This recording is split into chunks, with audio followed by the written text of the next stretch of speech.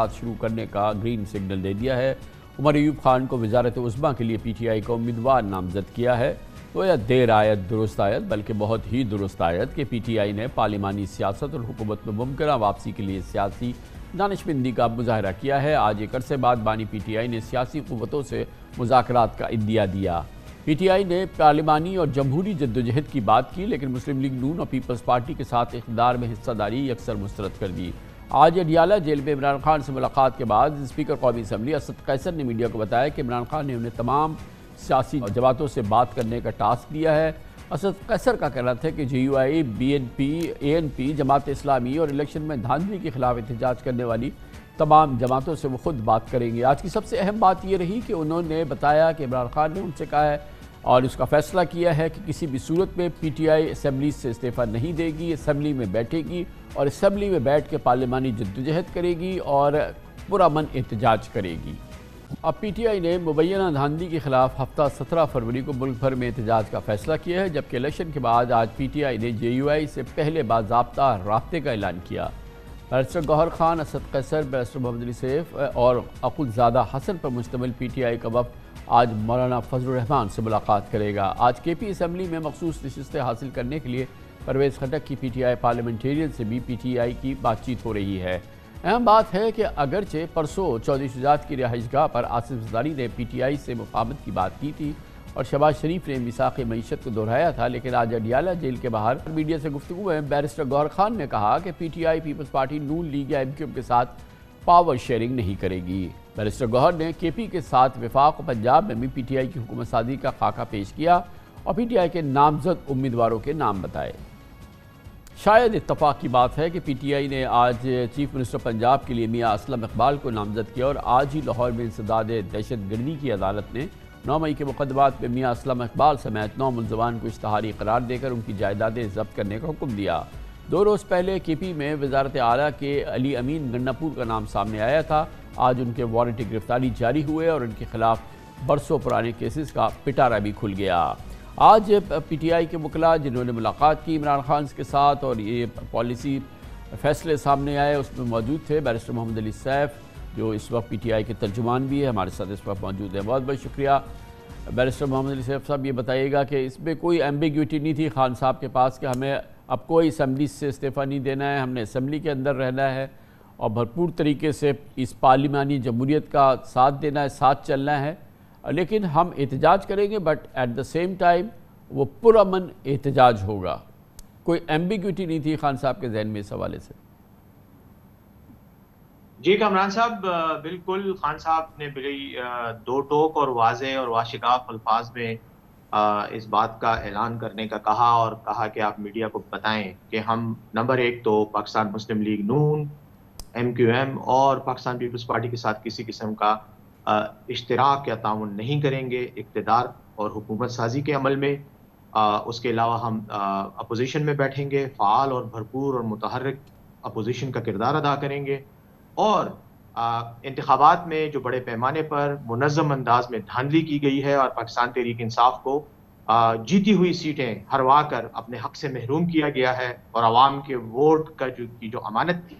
اس میں بددیانتی کی گئی ہے، اور اس کے خلاف ہم تحریک چلائیں گے۔ وہ تحریک پارلیمنٹ کے ایوان پہ بھی چلائی جائے گی، صوبائی اسمبلیوں میں بھی چلائی جائے گی اور وہ جمہوری انداز میں احتجاج کی شکل میں بھی چلائی جائے گی، اور وہ صرف پاکستان تحریک انصاف اپنی تحریک بھی چلائے گی، لیکن دیگر پارٹیاں جو انتخابات میں دھاندلی کے خلاف تحریک چلا رہی ہیں ان کے ساتھ بھی ہم رابطے کریں گے اور اگر کوئی مشترکہ رائے حمل پہ اتفاق ہو سکتا ہے تو اس پر بھی یہ بتائیں کہ عمر ایوب خان کو انہوں نے پرائم منسٹر کا کینڈیڈیٹ نامزد کیا ہے، واٹ ایور دا ریزلٹس دیکھتے ہیں کیا ہوتا ہے، لیکن اس کا مطلب یہی ہے کہ لیڈر آف دی اپوزیشن اگر وہ الیکشن ہارتے ہیں تو عمر ایوب خان صاحب ہی ہوں گے یا اس کے لیے الگ سے نام دیں گے خان صاحب؟ دیکھیں، لیڈر آف دی اپوزیشن ہماری طرف سے پاکستان تحریک انصاف کی جانب سے عمر ایوب صاحب ہی ہوں گے اور وہی ہمارے یقیناً پھر اس کے وزیر اعظم کے لیے ہمارے نامزد امیدوار بھی ہوں گے۔ وہ تو جو بھی فیصلہ ہوگا ووٹوں کی نسبت کی مناسبت سے ہی ہوگا، لیکن انشاءاللہ اپوزیشن کے لیڈر جو ہیں وہ قومی اسمبلی میں عمر اچھا، ایوب خان صاحب ہوں۔ یہ امپورٹنٹ فیصلہ ہے کہ جے یو آئی کے ساتھ آپ میننگ فل مذاکرات کرنا چاہتے ہیں۔ اوبویسلی پاور شیئرنگ کی تو کوئی بات نہیں ہے، اور یہ جو ایک بڑا ڈیلیگیشن بن رہا ہے کہ جو مولانا فضل الرحمان سے ملے گا، اس کے لیے خان صاحب نے ہدایت جاری کی ہیں اور اس کو انہوں نے الاؤ کیا ہے یا انہوں نے ریکمنڈ کیا ہے؟ جی کامران صاحب دیکھیں، یہ جے یو آئی فے سے یعنی فضل الرحمان صاحب کی جمعیت علماء اسلام سے اسپیسیفکلی جو ہے وہ ہدایات نہیں دی گئی ہمیں مذاکرات کی یا بات چیت کی۔ یہ بیسیکلی انہوں نے کہا تھا کہ جو بھی پارٹیاں الیکشن میں دھاندلی کے خلاف احتجاج کر رہی ہیں یا احتجاج کا پلان کر رہی ہیں، ان کے ساتھ آپ رابطے کریں، اور اگر مشترکہ طور پر کوئی لائحہ عمل تیار ہو سکتا ہے تو اس پر بھی بات کریں۔ تو چونکہ جمعیت علماء اسلام فضل الرحمان گروپ نے اعلان کیا ہے احتجاج کا، تو ان کے ساتھ بھی ہم ملیں گے، جماعت اسلامی کے ساتھ بھی ملیں گے۔ ہمارا ارادہ ہے کہ ہم عوامی نیشنل پارٹی کے ساتھ بھی بات چیت کریں، محمود خان اچکزئی کے ساتھ بھی کریں گے، قومی جمہوری پارٹی، قومی وطن پارٹی جو آفتاب شیرپاؤ صاحب کی ہے، ان کے ساتھ بھی بات کریں گے۔ اکراس دا بورڈ جتنی بھی پارٹیاں ہیں جو حکومت میں شامل نہیں ہیں لیکن جو الیکشن کی میں دھاندلی کے خلاف احتجاج کر رہی ہے، ان کے ساتھ۔ تو اس سلسلے میں مولانا فضل الرحمان بھی ون آف دوز اینٹیٹیز ہیں جن کے ساتھ مذاکرات کے بارے میں ہم وہ کر رہے ہیں، انشاءاللہ۔ یہ بتائیے، آپ کو خود اندازہ ہے کہ جو چیف منسٹر کے پی کے لیے نامینیشن کی خان صاحب نے علی امین گنڈاپور کے حوالے سے، اور آپ کو معلوم ہے کہ بہرحال ان کی اپنی ایک پہچان ہے اور ان کے حوالے سے بہت سارے کیسز ہیں، ایک تنازع کسی کیفیت پیدا ہو گئی۔ اگر آپ سوشل میڈیا میں دیکھیں کہ وہ حلقے جو پی ٹی آئی ہمدرد سمجھے جاتے ہیں، ان کو بھی اس پر اعتراض ہے، اور ایک کنٹروورسی نے جنم لیا ہے، اور پھر اس سوال نے جنم لیا ہے کہ ان کا جو پروفائل ہے وداؤٹ فیڈرل ایک بہت اچھی ریلیشن شپ کے یا اچھی ورکنگ ریلیشن شپ کے پی بہت بری طرح سے سفر کرے گا، کیونکہ آپ کے 75% فنڈز جو ہیں وہ وفاق سے آتے ہیں۔ خان صاحب سے اس معاملے پہ بات ہوئی اور ان کو بتایا آپ نے کہ کتنی بڑی کنٹروورسی ہو گئی ہے اس حوالے سے؟ دیکھیں، علی امین گنڈاپور صاحب کے حوالے سے جو کچھ بھی میڈیا میں یا خاص طور پہ سوشل میڈیا میں جس طرح کے اعتراضات ہو رہے ہیں، میں سمجھتا ہوں کہ وہ بے بنیاد اعتراضات ہیں، اور میں بے بنیاد ان کو اس لیے کہوں گا کہ علی امین گنڈاپور صاحب نے گزشتہ 7-8 مہینوں میں جب پاکستان تحریک انصاف ایک دور ابتلا سے گزر رہی تھی، مشکل سے گزر رہی تھی، آزمائشی مراحل سے گزر رہی تھی، تو وہ صوبائی صدر تھے خیبر پختونخوا کے، اور انہوں نے اس دوران پارٹی کو بہت اچھے طریقے سے سٹیئر کیا، اور اس میں اپنی جو ان کی صلاحیتیں تھیں اس کا استعمال کرتے ہوئے پارٹی کو منظم بھی رکھا اور مشکل حالات سے گزارا۔ اور یہ جو الیکشن ہوا اس مہینے 8 فروری کو، اس میں بھی اگر آپ دیکھیں تو کے پی میں جو پرفارمنس رہی ہے، ظاہر ہے کہ اس کا کچھ نہ کچھ کریڈٹ تو صوبائی صدر کو جاتا ہے، کیونکہ انہی کی قیادت میں یہ الیکشن بھی لڑا گیا۔ تو خان صاحب نے ان کو نامینیٹ اس وجہ سے کیا ہے، ان کی کوئی جارحانہ صلاحیتوں یا ان کی مزاحمتی جو ایک تاثر پیش کیا جا رہا ہے اس میں اس کا کوئی رول نہیں ہے، اور میں یہ وثوق سے کہہ سکتا ہوں، بلکہ یقین دلاتا ہوں تمام لوگوں کو، حکومت چلائیں گے انشاءاللہ، اور کوئی وفاق کے ساتھ کوئی کنفرنٹیشن نہیں ہوگی۔ ہم تو خود چاہتے ہیں کہ صوبے کو اپنے حقوق ملیں، اور بالکل آپ نے صحیح کہا کہ ہمارے وسائل مرکز سے ہی آتے ہیں، وفاق سے آتے ہیں، انشاءاللہ وفاق کے ساتھ ایک بہت اچھا کوارڈینیشن، بہت اچھا تعاون اور ایک ٹھیک ٹھاک صورتحال رہے گی۔ اور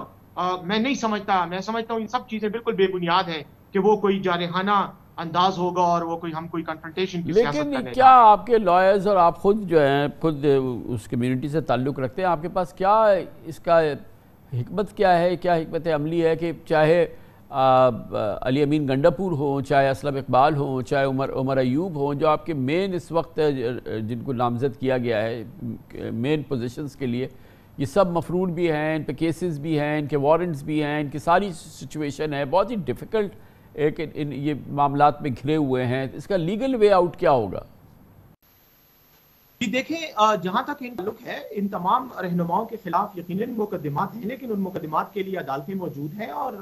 انشاءاللہ اب وہ سامنے آئیں گے، وہ ضمانتیں کروائیں گے، اپنی ضمانت قبل از گرفتاری کا آپشن ہے، اور مختلف ہمارے رہنماؤں کو جیسے عاطف خان صاحب کا ذکر کروں گا، شہرام خان ترکی صاحب کا ذکر کروں گا، ان لوگوں کے خلاف بھی کیسز سے انہوں نے بھی ضمانتیں لی ہیں عدالتوں سے، اور مقدمات کا سامنا کریں گے۔ یقیناً یہ سارے سیاسی مقدمات ہیں، اور ہمیں یقین ہے کہ عدالتیں اس میں انصاف سے کام لیتے ہوئے ہمارے رہنماؤں کو ضمانت بھی دے گی اور ان کو حلف لینے کا جو ہے وہ موقع بھی دیا جائے گا، اور اس کے بعد ہم قانون کو فیس کریں گے، جو بھی قانونی تو طریقہ کار ہوگا اس کے مطابق یہ بھی بتا دیں سامنا کیا جائے گا۔ بیرسٹر سیف صاحب، یہ بتائیں کہ یہ جو پروسیس ہونا ہے ایم ڈی ایم کو اڈاپٹ کرنا یا اپنی وہاں سے آئیڈینٹی لینا تاکہ یہ کہ آپ کو نشان مل سکے اور پھر آپ ریزرو سیٹس کلیم کر سکیں، یہ جو آفیشیل پروسیس ہے، فارمل پروسیس ہے، یہ کب ہوگا؟ دیکھیں، یہ عمران صاحب ایک آپشن ہے، یہ آپشن اس لیے ہے صرف کہ ہمارے جو ریزرو سیٹس کا ایشو ہے وہ ہم ادروائز لوز کریں گے اگر ہم کسی پارٹی کے پلیٹ فارم سے نہیں ہیں، لیکن اس میں کئی قانونی بھی امور ہیں جو ابھی واضح نہیں ہیں جن پر ہم کام کر رہے ہیں۔ مثلا اس میں یہ ہے کہ کسی پارٹی نے اگر ریزرو سیٹ کے لیے اپلائی کیا ہے تو تب تو ٹھیک ہے، لیکن وہ اس ریزرو سیٹ میں ہم اپنے لوگوں کو ایڈ نہیں کر سکیں گے کیونکہ رول 94 اس کو منع کرتا ہے، جو الیکشن رولز ہیں۔ تو یہ کچھ ایشوز ایسے ہیں کہ جن پر ہم غور کر رہے ہیں، اس سلسلے میں مشاورت جاری ہے، ہو سکتا ہے کہ چند دنوں میں ہم کلیئرٹی کر لیں اور پھر سامنے آ جائیں۔ بہت بہت شکریہ بیرسٹر صاحب۔